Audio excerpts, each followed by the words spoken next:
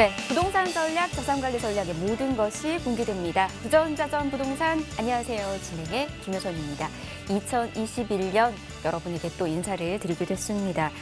우리 인생과 투자의 공통점 뭔지 다 알고 계실까요? 바로 좋은 선택을 얼마나 많이 하느냐에 따라서 결과가 달라지는 거라고 합니다. 현재 대한민국은 지금 삼저 현상에 빠져 있다라고 해요. 이 삼저 현상이 저출산, 저성장, 그리고 저금리 이 시대로 인해서 이렇게 삼저 현상에 빠져 있다라는 건데, 예전처럼 아무거나 사놓으면 가격이 올랐었던 그런 부동산 시대가 이제는 안 됐다라는 겁니다. 그렇다면 앞으로 부동산 투자 전략 어떻게 해야 할까요? 어떻게 세워야 100세 시대를 또 풍요롭게 살 수 있을지 더 많은 분들이 궁금해하실 것 같습니다. 자, 2021년이 신축년, 흰 소띠의 해라고 하죠. 저희가 올해도 열심히 여러분들을 위해서 좋은 전략들 세워드리도록 하겠습니다. 올해도 저희와 쭉 함께해 주시길 바라겠고요. 자, 방송 중에 궁금하신 사항은 계속해서 전화와 문자 이용하시길 바랍니다. 아래 나가고 있는 번호로 연락 주시면 됩니다. 02-1638-3949번 무료상담 전화고요. 문자는 정보 용료 100원 부과됩니다. 샵 3989번으로 문자 남겨주시면 친절히 도움 드리도록 하겠습니다. 자, 그럼 부전자전 부동산 본격적으로 출발합니다.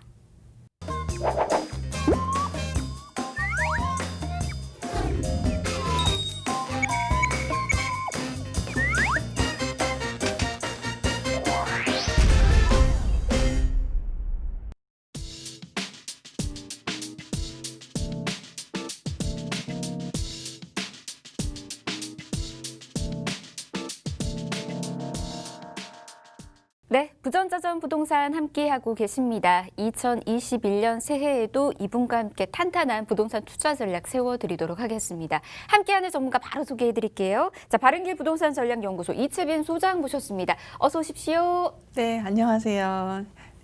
바른길 부동산 전략연구소 이채빈 소장입니다. 오늘도 좀 많은 자료들을 좀 준비를 했는데 좀 귀 기울여서 보시면 좋은 정보가 될 것 같습니다. 오늘 이 시간도 기대해 주시면 좋을 것 같습니다. 사실 2021년 새해가 시작이 됐음에도 불구하고 사실 좀 안타까운 그런 얘기들이 좀 많이 있는 것 같습니다. 이런 이야기들을 또 하더라고요. 이생진망, 벼락거지, 그리고 영끌 대출. 이런 이야기들 주변에서도 또 많이 들어보셨을 테고, 그리고 이제 2020년에 끝나는가 싶었는데 2021년에도 이렇게 똑같이 얘기하고 있는 분들이 많이 계시더라고요. 이 단어들이 뜻하는 뜻을 여러분들은 좀 알고 계실까요? 전국적으로 지속된 집값 상승과 전세난이 겹치면서 청약을 정말 많은 분들께서 좀 지금 시도를 하고 있다라고 합니다. 그래서 뜨겁다 못해서 활활 타오르고 있는 그런 실정이라고 하거든요. 하지만 우리 신혼부부나 다자녀 등은 수십 대에서 무려 수백 대 1에 당하는 청약 경쟁률을 그저 받아들여야 하는 그런 지금 또 시기라고 합니다. 집은 비싸고 전세는 없는 그런 상황에서 청약만이 과연 해답일까요? 자, 이채빈 전문가에게 바로 이야기 좀 들어보도록 하겠습니다.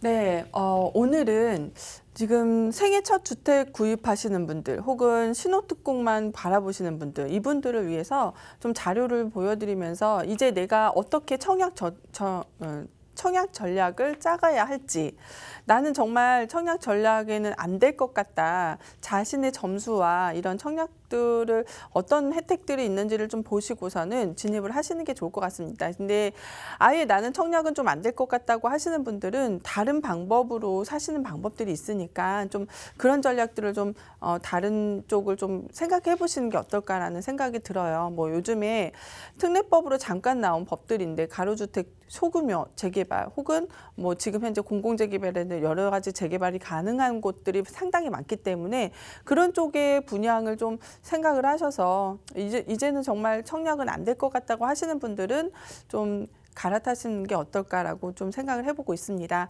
그래서 오늘 그 청약, 이제 어느 곳에 공공주택이 많이 공급이 되고 또 그들은 어떤 경쟁률로 인해서 좀 접근이 가능할지 이런 것들을 좀 짚어볼게요.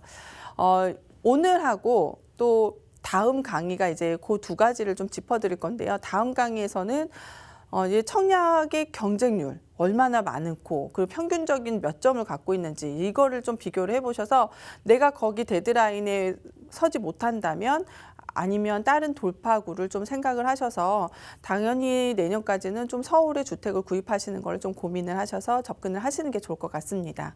자, 그러면 일단 이 수도권의 공공택지 공급 계획을 좀 볼게요. 보시면은 수도권으로 37만 호가 공급이 됩니다. 그 중에서 2020년이 이제 9만 호. 그래서 얼마 전에 과천도 추첨으로 해서 진행을 했었죠. 그래서 상당히 천대 1이라는 상당히 큰 경쟁률이었어요. 그래서 이런 것들도 좀 내가 진입할 수 있는지 없는지를 좀 체크해 보시는 게 좋을 것 같습니다. 그리고 2021년에는 13만 호. 2022년에 15만 호, 그리고 2023년과 6년까지 또 공급되는 양들이 있는데 이런 것들을 봤을 때 이제 좀 청약 전략 짜시는 게 좋고요. 보시면은 서울만 36.4만 호죠. 그래서 서울권을 굉장히 많이 선호하시는 분들이 있으세요. 그런데 이제 서울하고와 근접한 요 인근의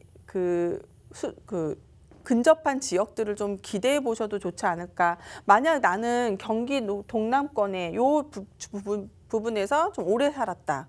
그리고 여기에서는 내가 가점을 좀 많이 받을 수 있다라고 하면은 여기에 공급되는 계획들을 좀 유심히 보셔서 거기를 청약 전략을 짜셔서 진입을 하시는 게 좋을 것 같고요.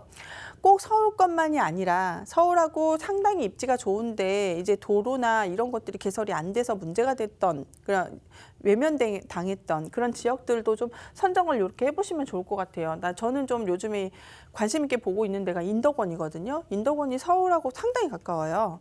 양재에서는 10분 안에 진입이 가능할 정도로. 그리고 의왕도 상당히 좋아요. 네, 터널이 뚫리게 되면 의왕까지도 양재에서 의왕까지는 뭐 거의 10분 내에 가능한 그런 지역들이 되기 때문에 그런 것들을 좀 관심 있게 보시고 무조건 서울보다는 이제 서울의 주택 가격이 많이 오르지만 서울하고 인접한 경기권에도 저평가되어 있어서 앞으로 가격이 많이 상승할 겁니다. 왜냐하면 서울의 인구에 몰리는 것들은 이 외곽 쪽으로 많이 빠지기 때문에 풍선 효과가 반드시 일어난다는 사실 꼭 집중해서 보시고요. 다음을 좀 볼게요. 유유부지 요즘 많이 관심들 갖고 있죠. 이 수도권의 유유부지들이 사실은 가장 많이 지금 집중을 하셔야 되는 청약 곳입니다. 그래서 제일 관심 있는 데가 이제 강서의 군부지, 서울 의료주차장 이런 곳들을 좀 눈여겨보셔서 청약 스케줄이라던가 이런 것들을 좀 많이 짜보시면 좋을 것 같아요. 공릉역 임대라던가 그리고 한우리 주차장 이런 데도 괜찮고요. 이런 것들을 좀 더 자세히 보는 표를 좀 볼게요. 그래서 제가 제일 또 관심 있게 보고 집중하셔야 되는 데가 바로 이런 데죠. 서울의료원의 주차장. 면적은 7,000이고 주택수가 8만 호예요. 공공으로 지급되는 게. 그러면 사실은 작진 않아요. 800호가 이제 공급이 되는 거고 보시면은 이제 대치동, 성동구 용답동, 마곡동 보시면은 2,000세대 넘게 되고 있죠. 그러면 나는 청약을 생애 첫 주택이다. 그러면 주소지를 이미 지금 정도는 빨리 옮겨 놓으시는 게 좋다라고 보실 수가 있고요. 그 외에도 이제 송파구 장지동 제가 저평가되어 있다고 예전에 한번 방송한 적이 있을 거예요. 강남구에 비해서 인구 밀도가 상당히 높은 곳, 계속 유입되는 곳, 앞으로 이제 상권도 강남에서 송파구로 이전될 가능성이 높은 곳이죠. 그래서 이런 곳들, 그리고 상도동, 그리고 구로동도 사실 중공업하고 주택 상당히 좋은 곳 쪽인데 이쪽이 이제 여기는 좀 적게 나오기는 하지만 이런 것들을 좀 관심 있게 보시고요. 다음을 보시면은 이제 신림동, 광진구 구의동, 그래서 거의 한 1,500, 1,700 정도까지 나오고 외에도 서대문구 대연동도 좋은 데고 여기 외에도 이제 강서구 동황동이나 염곡동 여기를 좀 중심해서 보시는 게 좋을 것 같습니다. 1,300에서 1,200 정도 공급되죠. 그리고 발표를 보시면은 뭐 1차 발표는 1차 발표가 되어 있고 2차 발표를 또 앞두고 있는 곳들도 있고요. 그래서 그 다음을 보시면 중구 신내동, 중랑구 신내동 되게 좋은 지역으로 보고 있습니다. 연희동하고 연평구 중산동 그리고 개포동. 이제 개포동에 개발되는 곳이 있죠. 재개발되는 곳들 이런 곳들에서 이제 이렇게 나오고 있고요. 마지막으로 좀 보여드릴게요. 성동구랑 영등포 구치소 요 부지가 이제 LH 공사가 소유하는 이제 개발 계획이 수립 중이에요. 그러면 한 2, 3년 후에 진행이 될 예정이고 그 외에도 이제 서울역 부분 역세권 대상이 되고 있는 곳들 그리고 선거관리원 부지, 자치부, 노후 청사들. 그래서 이런 것들을 나는 어디로 가야겠다 해서 지역을 선정을 하셔가지고 가장 많이 공급되는 곳에 거기에 적정한 자기 스케줄을 맞춰서 점수를 맞춰서 가시는 게 좋을 것 같습니다. 네, 소장님과 함께 이렇게 하나하나씩 좀 살펴봤습니다. 청약만이 답이다라고 생각하셨던 분들 좀 많이 계셨을 겁니다. 하지만 꼭 청약만이 답이 아닌 시대가 된 것 같습니다. 정부의 공공택지 공급 계획에도 주목해 보시면 좋을 것 같다라는 생각이 들거든요. 앞서서 다양한 지역들 좀 이야기를 해주셨는데 뭐 인덕역이라든지 의왕 이렇게 숨어있는 투자처들이 있습니다. 아직까지는 저평가가 되어 있기 때문에 향후 좋은 투자 가치가 또 될 수 있으니까 여러분들도 꼼꼼히 살펴보시길 바라겠고요. 더 궁금하신 사항들 있으시다면 저희 전화와 문자 열어둘 테니까 계속해서 연락 주시길 바랍니다.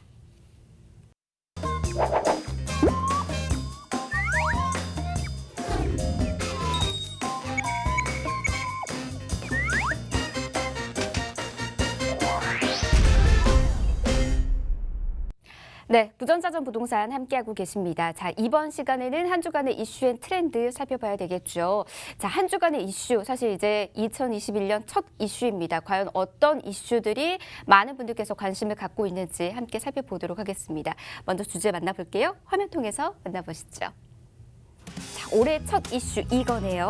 2021년 돈 되는 투자처는 상가다. 이게 바로 올해 첫 이슈입니다. 2021년 돈 되는 투자처와 관련해서 많은 분들께서 관심을 좀 갖고 계셨던 것 같습니다. 과연 이 투자처가 돈이 되는 투자처인지 아닌지 함께 좀 살펴보도록 하고요. 사실 이제 수익형 부동산에 관심을 정말 많은 분들께서 갖고 계십니다. 경기가 어려워지다 보니까 더 많은 분들께서 제2의 월급이라고 불리고 있는 이 투자처들, 임대 사업과 관련된 부분들에서도 좀 관심을 갖고 있는 것 같다라는 생각이 들거든요.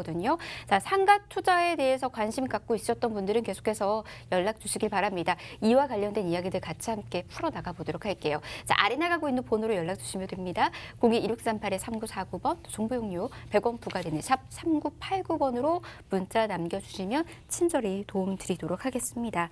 자, 그러면 이 이야기부터 좀 시작을 해보도록 할게요. 저는 사실은 주변에서 이제 투자와 관련된 이야기들 하시는 분들이 요즘 더 부쩍 좀 늘어나고 있는데 이렇게들도 이야기들을 하시더라고요. 인구 감소로 인해서 부동산 가치가 하락한다라고 말을 하시는 분들이 있고요. 또 이렇게 얘기하는 사람이 있어요. 인구가 감소해도 인구 구조의 변화로 인해서 부동산이 하락할 일은 없으니까 걱정 말고 투자해라. 이렇게 정반대적인 이야기들을 하고 있는 분들이 있는데 지금 시청하고 계시는 우리 시청자분들은 어떤 쪽에 지금 서서 이야기를 하고 있는지도 좀 궁금하긴 합니다. 하지만 공통된 의견이 있어요. 바로 주택시장은 인구 구조 변화에 많은 영향을 받는다라는 거죠. 그래서 이 인구 구조에 따른 부동산 전략도 세워나가야 한다. 그에 맞는 전략들을 새롭게 바꿔서 세워나가야 된다라는 이야기들을 또 많이들 하고 있는데 자, 흔히 우리가 이제 100세 시대라고 하잖아요. 이 100세 시대에도 부동산 투자가 필요한 이유부터 그렇다면 한번 들어보도록 하겠습니다. 어떻게 생각하시나요, 소장님? 네, 뭐 저는 100세 시대의 부동산 투자는 반드시 필요하다 생각합니다. 왜냐하면 누구나 경제적 자유를 누리고 싶어 하잖아요. 맞아요. 네, 예를 들어서 나이가 들면 이제 더 이상 일을 할 수가 없고 그리고 힘든 일도 못 하고 그리고 젊었을 때 힘든 일을 했기 때문에 이제 나이 들어서는 좀 쉬면서 뭐 소일거리 같은 거를 생각할 수 있는데 네. 이 경제적 자유라는 거는 정말 내가 너무나 노력을 해가지고 뭐 회사를 차린다던가 아니면 뭐 소기업을 차린다든 이렇지 않고서는 좀 어렵잖아요. 그렇죠. 그런 것 중에서 하나가 이제 정말 100세 시대에 월급이 나올 수 있는 그런 수익형 부동산을 갈아타는 거. 이게 사실은 가장 필요하지 않을까. 왜냐하면 이제는 예전에는 부모님들이 뭐 산업화에 너무 많이 고생을 하시면서 우리한테 희생을 많이 주셨잖아요.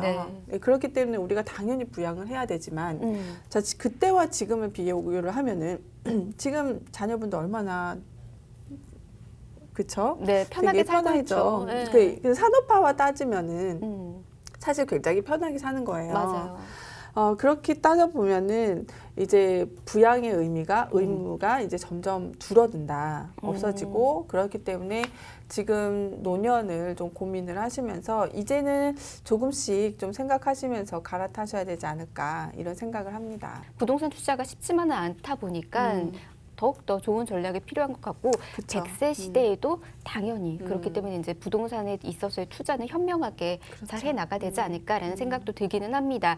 자, 근데 정부의 지속적인 규제로 인해서 사실 수익형 부동산에도 규제가 생긴 건 있습니다. 그래서 우리가 이제 좋은 전략들을 또 세워나가야 되는 거고 규제를 피해서 좀 좋은 투자처가 어디 없나 이렇게 또 찾아보고 계시는 분들도 그렇기 때문에 좀 있는 것 같다는 생각이 들거든요. 이 시점에 우리가 수익형 부동산에 주목해야 하는 이유들 좀 살펴보면서 그 투자처와 관련된 이야기들도 좀 같이 나눠보면 어떨까요? 제가 재미있는 표를 좀 준비를 했어요. 표요. 예. 표를 좀 보면서 좀 설명을 할게요. 네.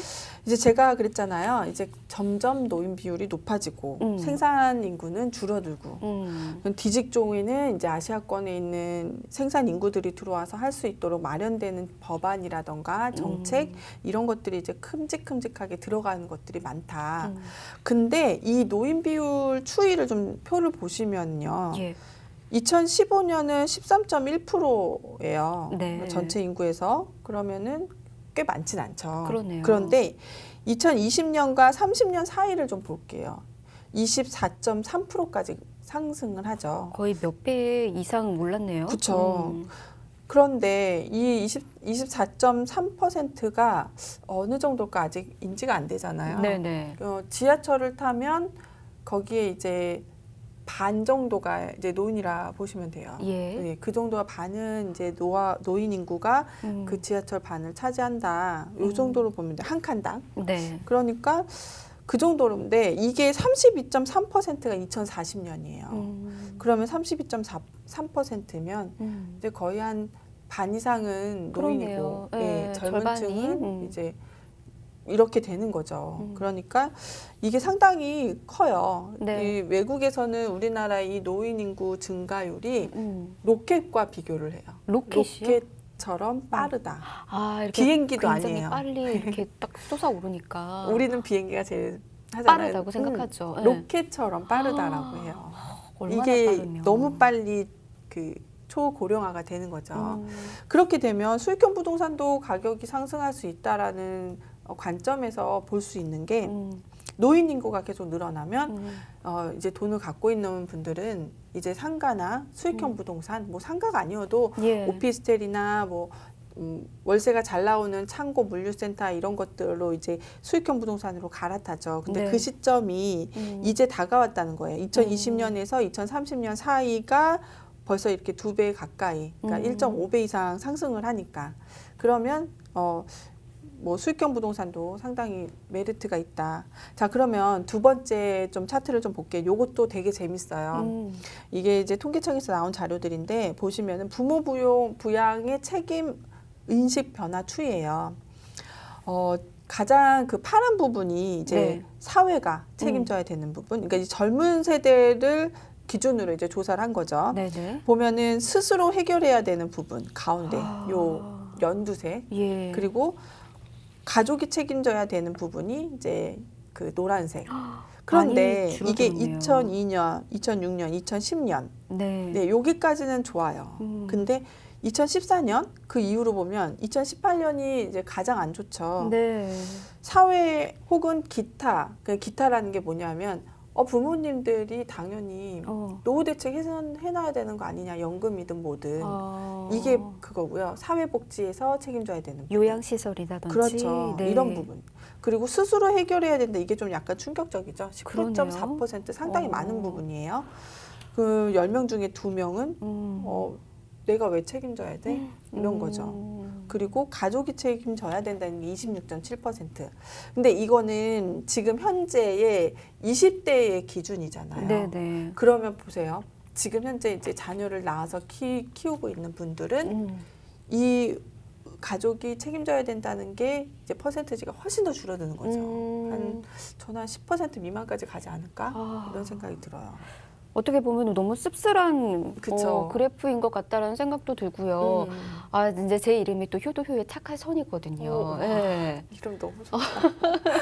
이름이 좋은 건 맞는데, 저는 이제 당연히 부모님은 그쵸. 이제 우리 자녀들이 책임져야 되는 건 거구나. 저도 그렇게 이렇게 생각을 생각하거든요. 했었는데 이렇게 다른 인식을 갖고 이렇게 또 표가 있다라고 하니까는 그쵸. 좀 놀랍긴 합니다.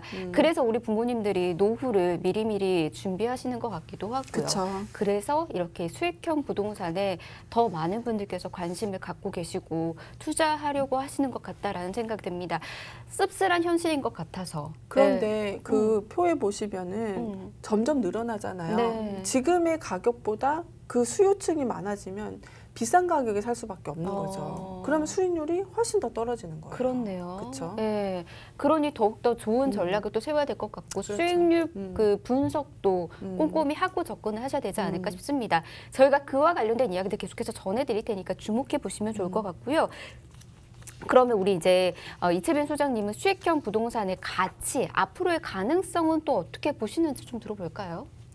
저는 수익형 부동산은 앞으로 가능성이 상당히 높다고 보고 그래요? 있어요. 예, 근데 예, 그 예. 중에서 지금 수익형 부동산이라면 너무 많잖아요. 뭐 오피스텔도 있고 네. 빌라도 있고 게다가 요즘에 한참 뜨고 있는 게 있어요. 어떤 되게 거죠? 재밌더라고요. 그 통계 자료들을 보니까 예. 물류창고. 물류창고? 코로나가 발생을 하면서 예. 점점 이제 물류창고의 임대료가 올라가더라고요. 아. 자, 보세요. 이제는 예.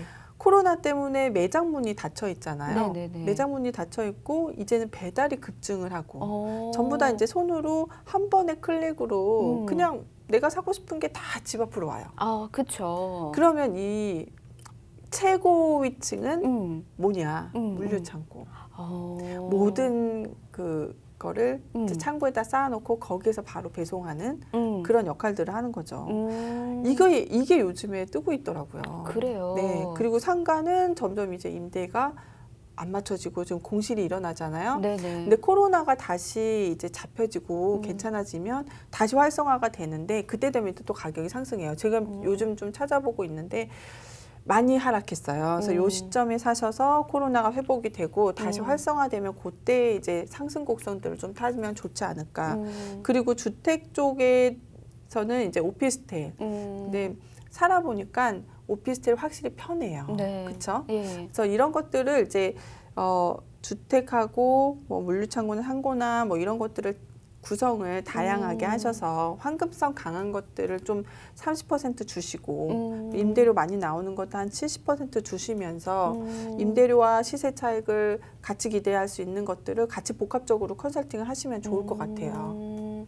그러니까 지금 시대에 맞게 좀 수익형 부동산도 전략을 세워서 접근한다라고 하면은 지금 이제 현 시점에서는 뭐 상가라든지 이런 부분에서는 힘들 수는 있지만은 코로나 이후의 삶은 또 달라질 수 있으니 좀 더 장기적인 면으로 좀 접근하시는 것도 좋은 방법이 되지 않을까 싶습니다. 근데 이제 수익형 부동산 하면은 방금도 다양한 이제 투자처들이 좀 나왔잖아요. 종류가 굉장히 다양한데 그럼 지금 이 시점에는 어디에 지금 주목해 보면 좋을까요?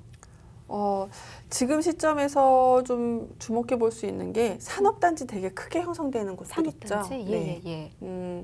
뭐 지식산업센터가 아니라 뭐 대기업이 들어오는 곳들. 그러니까 예를 들어서 좀 관심 있게 보는 데가 이제 평택 120만 평 들어오는 삼성 반도체 전문화. 전 아직도 저평가되어 있고 인프라가 차고 인구가 들어오게 되면 여기는 내가 생각할 수 없을 만큼 가격이 크게 상승할 것으로 예상을 해요. 예. 그런데 이런 부분들이 있는데 여기에서는 견뎌야 될 그 과정이 있죠. 지금은 미래 가치가 다 뭐 반영이 되지 않아서 뭐 강남보다 비싸다 이런 얘기들을 하는데 네. 상권 분석이랑 정확하게 미래 가치들을 좀 하게 되면은 강남보다 훨씬 좋은 데가 여기거든요. 그래요. 예, 자 보세요. 24시간 동안 풀로 돌아가는 생산 라인이 있는 데다가 사무실도 있는 데다가 거기에 관련된 협력업체들 다 들어오죠. 네. 근데 여기에 관련된 몇만 세대의 주택도 같이 들어와요. 그러면 제가 늘 얘기하죠. 산업, 상업, 주거가 복합적으로 있기 때문에 일주일 내내 돌아가고 24시간 내내 돌아가는 곳. 네. 근데 여기랑 또 하나가 있어요. 어디예요? 오산이에요. 오산. LG전자 주변으로 진위 산업단지들 형성되는 곳. 그래서 이런 부분들은 저는 굉장히 좋은 투자처라고 보고 있어요. 근데 다들 지금 가면은 공실이고 뭐 마이너스 P로 나오는 상가들이 있고 그런데 3년만 딱 버티시면은 여기는 되게 내가 고민하지 않아도 괜찮은 그런 투자처라고 볼 수가 있어요. 아, 그러면은 지금 말씀은 이제 불이 꺼지지 않는 곳에 상가 쪽에 한번 그렇죠. 공략을 포인트예요. 해보라는 그런 이야기인 불이 거죠. 꺼지지 않는 24시간 돌아가고 24시간 동안. 일주일 내내 돌아가고. 아무래도 이제 그런 직장인들이 계속해서 그렇죠. 오고 가고 하면서 이제 이주 수요자들도 많이 있을 테고 그리고 이제 또 거기서 거주를 원하시는 분들도 있다 보니까는 그로 인해서 수익을 계속해서 창출할 수 있다라는 거 여러분도 좀 알아두시면 좋을 것 같습니다. 꼭 그 지역이 아니더라도 계속해서 불이 꺼지지 않는 그런 일자리가 있는 곳들 한번 살펴보시는 것도 좋을 것 같네요. 그러면 잘 나가는 상가들이 또 있잖아요. 그런 상가들을 고를 수 있는 팁들은 뭐가 있을까요? 그 눈속임에 차서 하시는 분들이 있어요. 그게 뭐예요? 예를 들어서 요즘에 상가의 트렌드가 테라스가 있는 상가예요. 테라스요? 네, 왜? 네. 요즘에는 많은 분들이 이 공간 안에서의 그런 걸 즐기기보다는 예. 이 외부의 공기와 외부의 경치나 이런 것도 지금 야외에서 즐기는 걸 좋아해요. 특히 봄, 가을에. 봄, 가을. 네, 봄, 가을에 이런 것들. 그래서 뭐 루프탑 같은 경우에는 매출이 상승하죠. 아, 어떤 느낌인지 확 오네요. 네. 그런데 여기서 포인트가 공원, 강을 예. 보면서 내가 테라스를 즐겨요. 너무 생각만으로도 좋죠. 너무 좋은데요. 매출이 되게 많이 일어날 것 같고. SNS가. 그쵸. 네. 근데 여기에서 단점이 봄과 가을에만 잘 된다는 거. 아, 그렇네. 겨울과 여름에는 덥고 추워서 지금 오지 가면 않아요. 지금 가면 안 돼요. 네, 얼어요. 그래서 네. 이런 데는 사실 좋아요. 괜찮아요. 네, 왜냐하면 봄, 가을에는 매출이 정말 극대로 올라오거든요. 다른 상가에 비해서 매출은 거의 3배라 보시면 돼요. 그런데 이 겨울과 여름이 문제잖아요. 네. 이런 상가를 고르는 방법은 반드시 그 주변의 분양가보다 반 정도 싸야 되고 그리고 더 노려보셔야 될 게 이제 이런 데는 좀 시간이 지나면 미분양이 되는 경우도 있어요. 요즘에는 사람들이 상가 투자에 대해서 요즘엔 박식해요. 많이 알고. 네. 그렇기 때문에 이런 데 미분양이 된다던가 혹은 신도시의 마지막에 그 들어가게 되면 대물상가라던가 아니면 30-40% 할인된 분양 상가들 뭐 이런 것들이 부동산에 나오기도 하고 직접 이제 광고하시는 분들이 있기 때문에 이런 것들을 잡으시면은 내가 굳이 이 월세가 안 나오는 것에 대해서 고민할 필요가 없어요. 왜냐하면 내가 임대를 준 이 업체가 1년 동안 적정하게 매출이 발송할 수 있는 그 딱 데드라인이 있어요. 그렇기 때문에 공원이나 강을 끼고 있는 매장들이 맨날 문을 닫고 다른 게 들어오다 또 망하고 나가는 이유가 너무 비싸기 때문에 임대료가. 그런데 봄, 가을에 책정을 해서 얘네들이 살 만큼 살고 임대료를 낼 만큼 낼 수 있는 그 적정 수준을 딱 잡으면은 뭐 공원을 낀 곳도 사실은 괜찮죠. 근데 네. 너무 비싸게 사는 게 문제예요. 그런 것도 있고 또 하나가 이제 가시성이죠. 늘 예. 가시성이라고 얘기해요. 건널목을 앞에 있는 것들 네. 아니면 코너에 딱 그 코너의 면이 크게 나와 있는 것들. 네. 그리고 이제 대부분 상가들이요 이렇게 길쭉하게 빠졌어요. 예. 근데 옆으로 길쭉하게 빠져야 돼요. 사실은. 옆으로. 자, 내가 옆으로 길어야죠 이렇게. 문이. 네. 근데 요즘에 상가들 도면을 보면 이렇게 뺐어요, 그렇죠? 가로가 아니라 세로 쪽으로네요. 그렇죠. 세로로 앞으로 길게 빼버렸어요. 어. 왜냐하면 여러 개를 많이 내고 표현하고 이렇게 싶어서. 따닥따닥따닥따닥. 네. 이런 것도 사실은 좀 잘 보고 하셔야 돼요. 네. 너무 이렇게 길쭉하게 좁아서 이렇게 길쭉하게 빠진 것들은 전 사실 비추해요. 아, 그렇군요. 그리고 또 하나가 이제 구도심의 상가들을 좀 보시면 좋을 것 같아요. 예. 구도심. 저 되게 좋게 보고 있는 데가 시흥의 은행동. 은행도. 네, 거기를 갔는데 바글바글. 거기 인구 밀도도 높아요. 네. 여기도 좋고 예. 아직은 청담동의 상가도 좀 저평가되어 있다 보고 있어요. 근데 청담이요? 청담동. 청담동. 아, 네. 청담동. 예, 예, 예. 이런 것들. 어. 그리고 이제 전문가들이 항상 보는 것들이 있어요. MD 구성이라고 해서 맛집이 여기에 세 군데만 들어서면 그 주변은 이 맛집과 연결되어 있는 임차가 들어가면 바글바글. 거기 상권은 되게 크게 살아나요. 예전에 이런 사람이 있었어요. 이런 분들이 있었어요.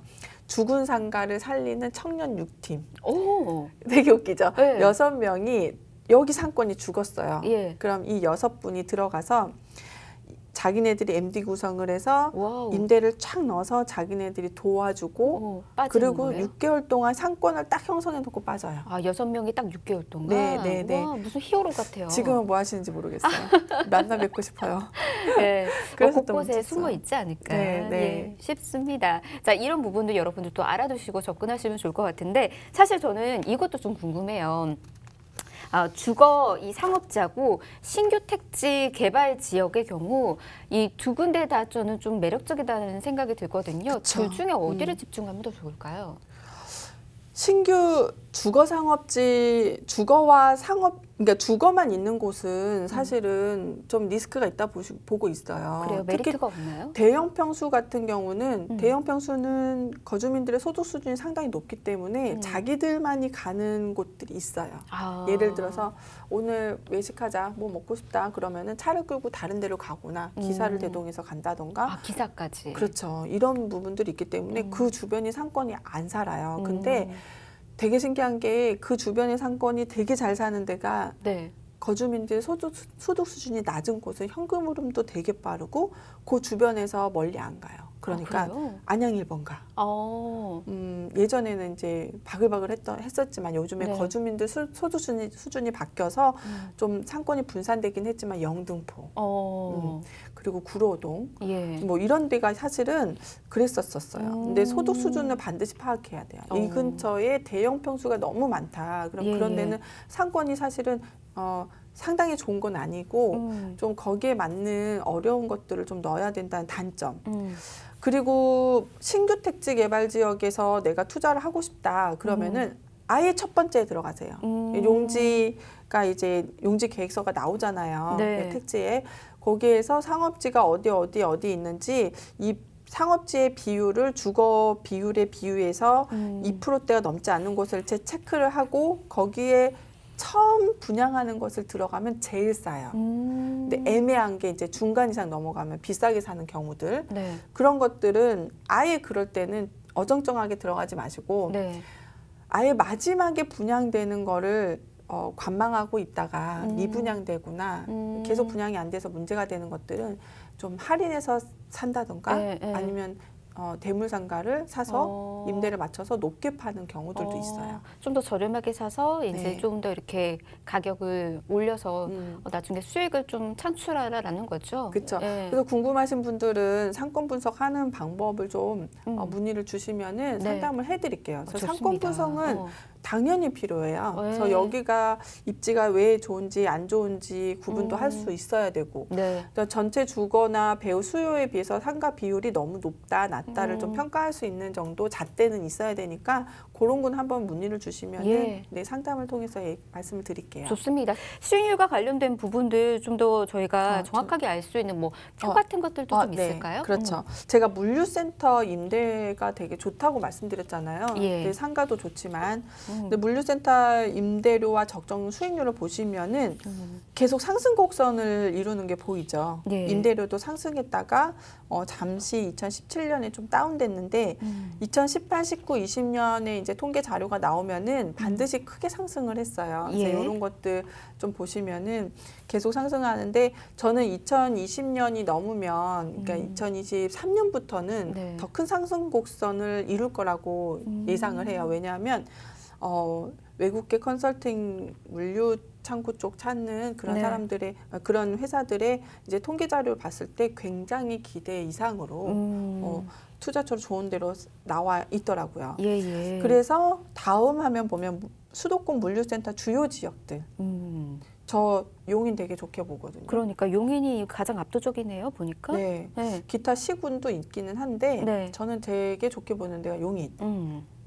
왜냐하면 제2 경부고속도로 2026년 7년에 이제 뚫리죠. 그리고 네네네. 강남하고 되게 가까워요. 교통호재가 있구나. 그렇죠. 그리고 제2 외곽 순환도로. 예예. 그렇게 이제 모든 2기 신도시, 3기 신도시 또 이어주죠. 예예. 근데 이 제2 외곽 순환도로는 또 산업단지와 또 이어질 수 있는 도로들이 다 여건들이 만들어져요. 네. 그렇기 때문에 용인이 곽강과도예요. 예. 전체 지도를 펴서 보면 용인이 사실은 서울하고 더 인접하죠. 가깝고. 동탄보다 사실은 되게 입지 좋은 거예요. 네네. 네, 훨씬 더 위로 올라와 있거든요.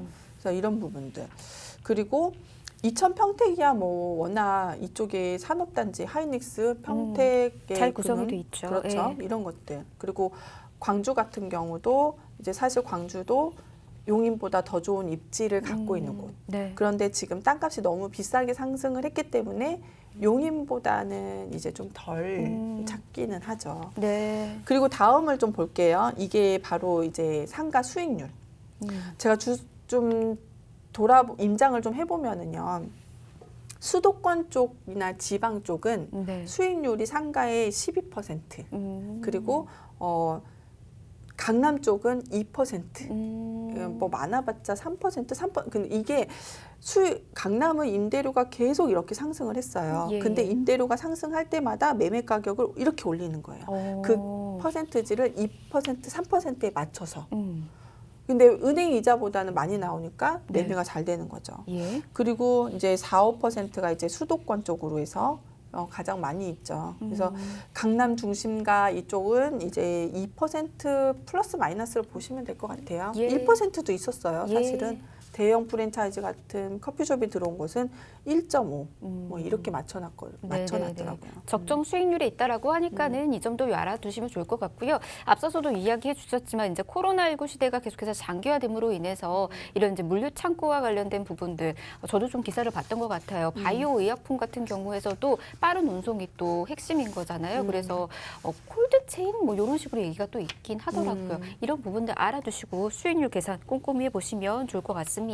자, 그러면 이제 상가와 관련된 투자 성공 사례를 보면서 저희가 좀 용기를 얻으면 좋을 것 같아요. 좀 짧게 좀 들어볼까요? 네, 가산 디지털 단지가 예전에 막 8억대, 9억대 넘게. 그러니까 그때 당시에 주변에 상가는 뭐 4, 5억밖에 안 됐죠. 근데 예. 8, 9억대 했던 것들이 지금은 이제 뭐 15억, 18억 정도 넘어갔죠. 예. 거기에서 가장 중요한 거는 이 큰 지식산업센터의 독점으로 내가 가져갈 수 있는 거. 와우. 그러니까 내가 만약에 헤어샵을 해요. 예. 그럼 이 근처에 절대 헤어샵 못 들어와.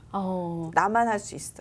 독점이니까. 예. 그러면 이 연면적에 들어오는 모든 인구는 이 헤어샵에 다 몰린다 보시면 돼요. 와우. 이게 성공 사례. 근데 예. 제가 오래전 거라 아직 사진이 없어서 준비를 못했고 두 번째는 이제 창원에 네. 국제의료센터가 생기는데 병동이 상당히 커요. 네. 100개가 넘어요. 근데 여기에 약국 자리가 입찰을 했다가 취소를 했어요. 네. 뭐 이 건축이 사실은 창원에선 너무 큰 부지였기 때문에 문제가 생겨서 입찰을 다 입찰됐다가 다 포기하고 안 한 상태. 그런데 제 친구의 어머님이었거든요. 예. 이거 사시라고 반드시 26억에서 30억 넘게 올라간다. 17억에 분양했거든요. 예. 다들 너무 비싸다 했는데 물론 중간에 우여곡절이 있었어요. 네. 그래서 이거를 17억에 사셨는데 지금은 26억 이상을 불러도 안 파세요. 왜냐하면 임대료가 너무 잘 나와요. 그런데 여기가 중간에 문제가 어떤 게 있었냐면 이 PF 대출 중간에 그 대출이 막혀서 공사가 1년 가까이 멈췄어요. 그러면서 이제 이자 내시고 많이 힘든을 겪으셨는데 지금은 이제 굉장히 좋아하죠. 근데 사실 중간에 그 이자 내고 겪는 요 단계의 스트레스를 좀 받으면서 제가 좀 많이 혼났죠. 근데 지금은 되게 좋아하세요. 왜냐하면 900이 맞춰졌거든요. 임대가. 네. 예, 월세, 임대 900. 그런데 약국 자리는 계속 상승해요. 임대료가. 너무 좋죠. 예. 그리고 그 임대료가 상승하면서 매매 가격도 크게 높게 올라간다. 이런 것들이에요. 알겠습니다. 이렇게 성공 사례까지 여러분들에게 알려드렸으니까 꼼꼼히 여러분들도 좀 살펴보시면서 원하는 투자처가 있다라고 하면은 이 부분들 우리 이채빈 전문가와 함께 분석해서 접근해 보시길 바라겠습니다. 당연 주의할 점들도 많이 있기 때문에 좀 더 여러분들께서도 전략들 탄탄하게 세워 나가셔야 되지 않을까 싶습니다. 자, 그러면 이제 이쯤에서 저희 오늘의 이슈 좀 정리를 해보도록 하겠습니다. 2021년 돈 되는 투자처 상가다라고 얘기를 했었는데 정리 어떻게 하면 좋을까요? 네, 신도시 상가는 이제 첫 분양 시기 혹은 마지막 시기에 들어가시는 게 좋습니다. 그래서 첫 분양에는 반드시 싸고 그리고 마지막은 너무 비싸기 때문에 미분양 상가의 할인을 꼭 반드시 찾으셔야 되고요. 두 번째는 편의점, 약국, 미용실 등 독점 상가는 너무 좋습니다. 반드시 체크하셔서 독점 상가 가져가시는 거는 나중 큰 노후도 대책이 되실 거예요. 그리고 상권 분석과 거주민 소득 수준 그리고 배우 수요 분석은 반드시 필요하니까 전문가와 상담을 통해서 반드시 이렇게 진행을 하시면은 똑똑한 상가를 가지실 수가 있습니다. 네. 자, 이렇게 2021년 새해 첫 이슈 함께 살펴봤습니다. 2021년에도 성공 투자 이렇게 또 하고 싶으신 분들 많이 계실 것 같은데 상가 투자와 관련해서 궁금증 있으셨던 분들은 이와 관련된 정보들 참고하셔서 전략 세워 나가보시길 바라겠고요. 더 궁금하신 사항은 아래 나가고 있는 번호 계속해서 열어둘 테니까 연락 주시길 바랍니다. 02-2638-3949번 또 정보용료 100원 부과되는 샵 3989번 열어두고 있도록 하겠습니다. 그리고 잠시 뒤 여러분들의 부동산 고민 저희가 말끔히 풀어드리는 시간 가져보도록 할게요. 잠시만 기다려주세요.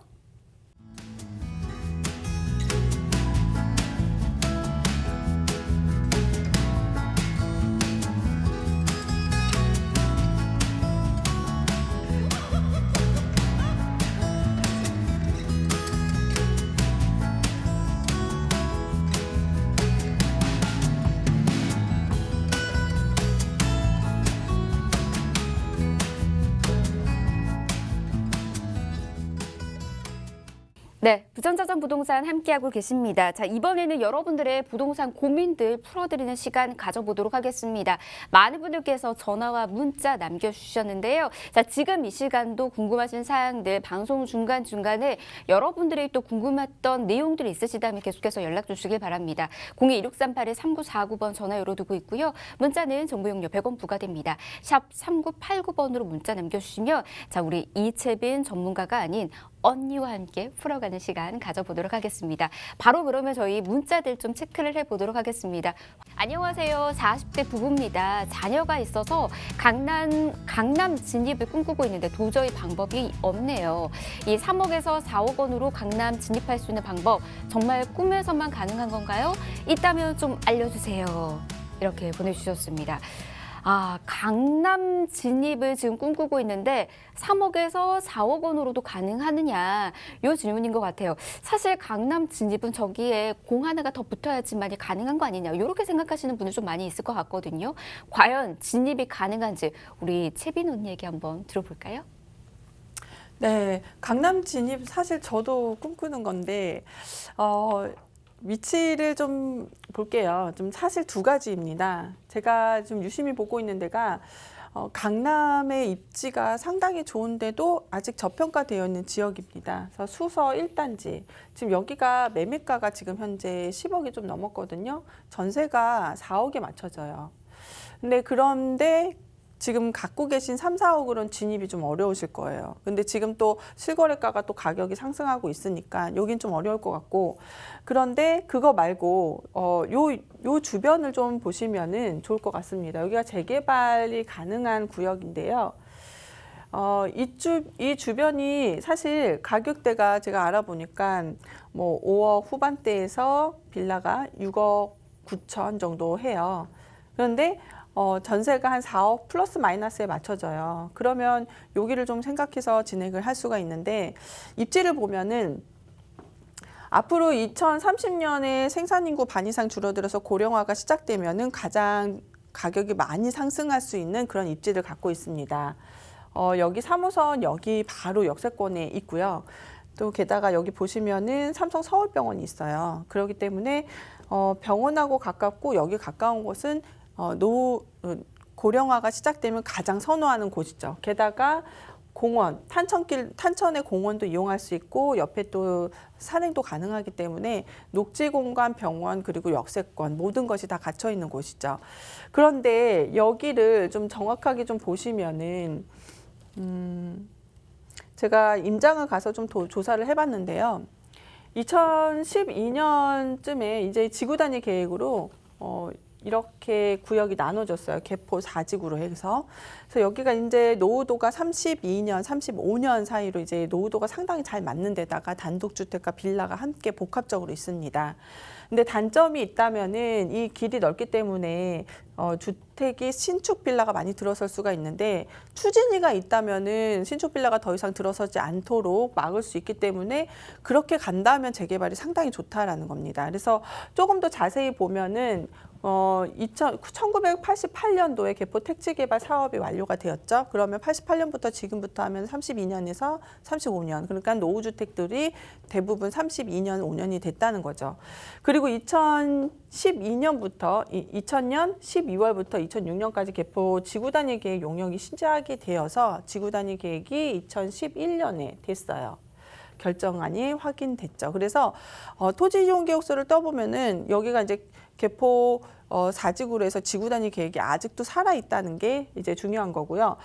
또 하나가 여기가 2012년쯤에 이제 주민 설명회가 진행이 됐었어요. 주민 설명회 진행이 됐고 이 주민들에서 1,740명 정도가 용적률을 용적률을 상향시켜 달라라는 청원들을 넣었고 이 청원으로 인해서 2017년 도심위에서 용역이 발주가 되었습니다. 그렇기 때문에 가능성은 상당히 높습니다. 그런데 좀 길게 보실 수 있는 그런 지역이지만 만약에 여기가 재개발이 된다면 상당히 좋은 입지에 한 50억까지도 기대해 볼 수 있는 아파트를 가질 수 있다. 이런 것들이 굉장히 좋은 핵심이고요. 또 하나는 제가 2006년에 이제 개포 주공을 4억 9천에 샀거든요. 이게 13평? 14평이에요. 그런데 어떤 연끌 때문에 제가 직장 다니면서 월급 받을 테니까 연끌 때문에 이자를 내다 보니까 너무 힘들어가지고 2007년에 6억 9천에 팔았어요. 6억 9천에. 그러면 요 사이에 2억이 붙었는데 지금 얼마예요? 개포 DH 자이 34억이죠.